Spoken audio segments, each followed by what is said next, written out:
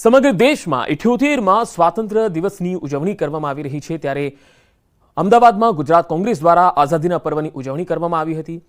ગુજરાત કોંગ્રેસ પ્રમુખ શક્તિસિંહ ગોહિલ સહિતના નેતાઓ ઉપસ્થિત રહ્યા ત્યારે શક્તિસિંહ ગોહિલે સ્વતંત્રતા દિવસની શુભકામના આપી અને જણાવ્યું કે આપણા માટે સૌથી મોટો અને રાષ્ટ્રીય તહેવાર એટલે સ્વાતંત્ર્ય પર્વ।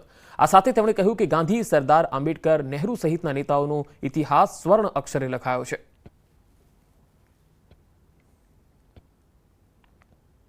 અંગ્રેજોની લાઠી ગોલી સામે જેમણે આઝાદી માટે લડાઈ લડી એવા સૌને સ્મરણાંજલિ અર્પણ કરું છું। અનેક વીરગતિને પામ્યા, અનેક વ્યક્તિઓએ અનેક યાતનાઓ ભોગવી, આ તમામ વ્યક્તિઓને નમન કરું છું।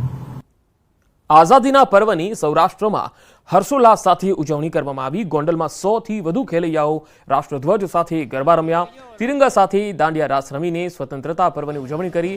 6 થી લઈને 57 વર્ષના ખેલૈયાઓ દેશભક્તિની થીમ પર ગરબા રમ્યા। સુંદર નજારો ડ્રોન કેમેરામાં કેદ થયો।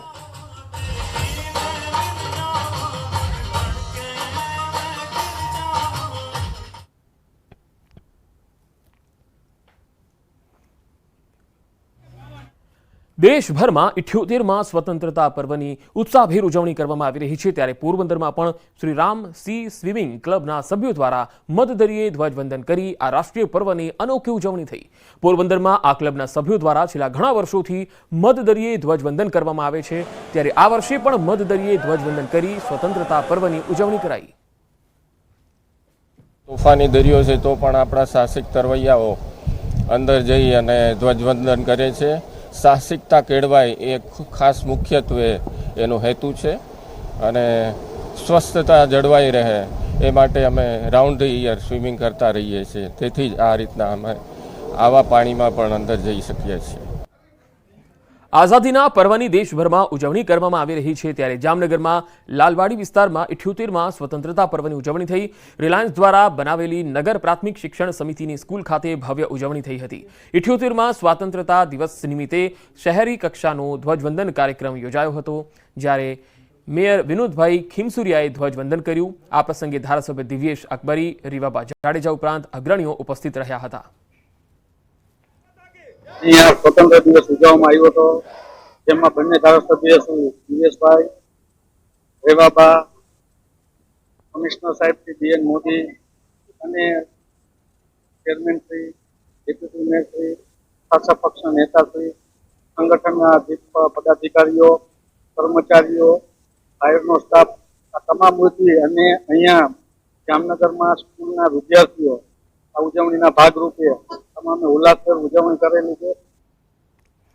78માં સ્વતંત્રતા પર્વની સોમનાથમાં પણ ઉજવણી થઈ। સોમનાથ દાદાને ત્રિરંગા શૃંગાર કરાયો। સોમનાથ મંદિરને પણ રોશનીથી સુશોભિત કરાયું।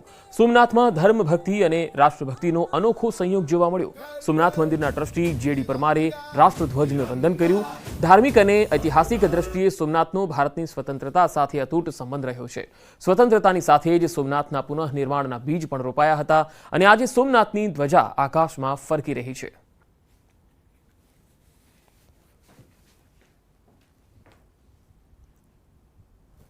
સોમનાથમાં મોટી સંખ્યામાં પોલીસના જવાનો પણ ઉપસ્થિત રહ્યા હતા અને તિરંગો લહેરાવી અને તિરંગાને સલામી પણ આપી હતી।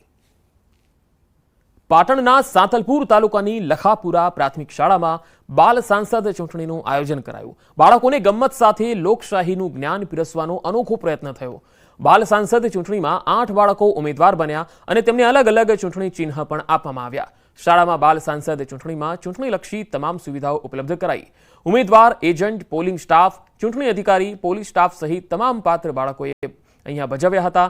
વોટ માટે ડિજિટલ ઈવીએમ એપનો પણ ઉપયોગ કરી તેમાં મતદાન પણ કરાયું। મતદાન બાદ વિજેતા ઉમેદવારો પણ જાહેર કરાયા। આમ બાળકોને લોકશાહીની ચૂંટણી પ્રક્રિયા અંગે માહિતી અપાઈ। તો બીજી તરફ આઝાદીના પર્વની ઉજવણી દ્વારકામાં અનોખી રીતે કરાઈ। બરડાના ડુંગરમાં તિરંગો લહેરાવાયો। દ્વારકા પોલીસના જવાનોએ પ્રકૃતિની ગોદમાં ઊંચે ડુંગર પર તિરંગો લહેરાવ્યો હતો। બરડા ડુંગર વિસ્તારના નેસના માલધારીઓ અને પોલીસ જવાનોએ સાથે મળીને તિરંગા યાત્રા યોજી। બરડા ડુંગરની કઠિન કેડીઓને પાર કરી 2090 ફૂટની ઊંચાઈએ આભાપરા ટેકરી પર તિરંગો લહેરાવ્યો. મુખ્યમંત્રી ભૂપેન્દ્ર પટેલે પણ આ અભિયાનની ટ્વીટ કરી સરાહના કરી હતી.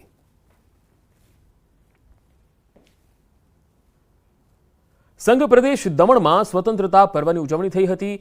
પ્રદેશના પ્રશાસક પ્રફુલભાઈ પટેલે તિરંગો લહેરાવીને સલામી આપી. શાનદાર પરેડની સલામી ઝીલી. સાંસદ ઉમેશ પટેલ, સ્વતંત્રતા સેનાની ઉચ્ચ અધિકારીઓ અને રાજકીય સામાજિક હસ્તીઓ પણ કાર્યક્રમમાં ઉપસ્થિત રહી. પ્રફુલ પટેલે સંઘ પ્રદેશની જનતાને શુભકામના પાઠવી.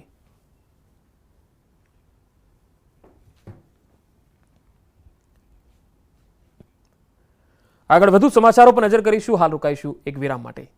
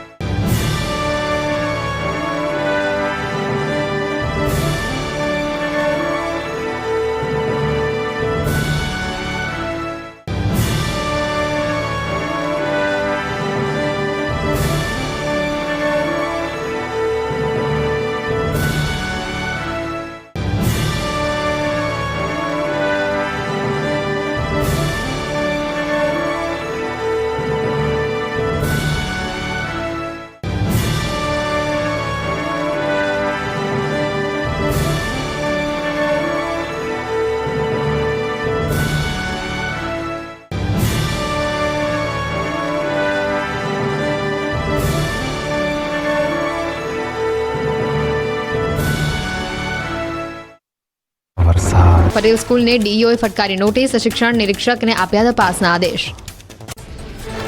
સુરતમાં મહિલા કોર્પોરેટરે 1 લાખ રૂપિયાની લાંચ માંગી હોવાનો આરોપ. કોંગ્રેસના પૂર્વ મેયરના આરોપથી રાજકીય ગરમાવો. ચિમનલાલ પટેલના સંબંધીએ જર્જરિત મકાનની અરજી દફતરે કરાવવા માટે માંગી હતી લાંચ.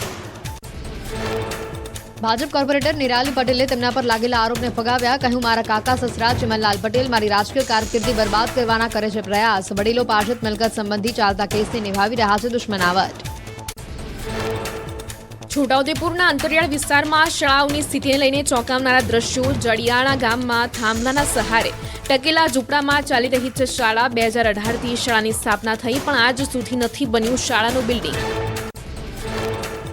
ખાનગી કાચા મકાનમાં ધોરણ 1 થી 5ના બાળકો કરી રહ્યા છે અભ્યાસ.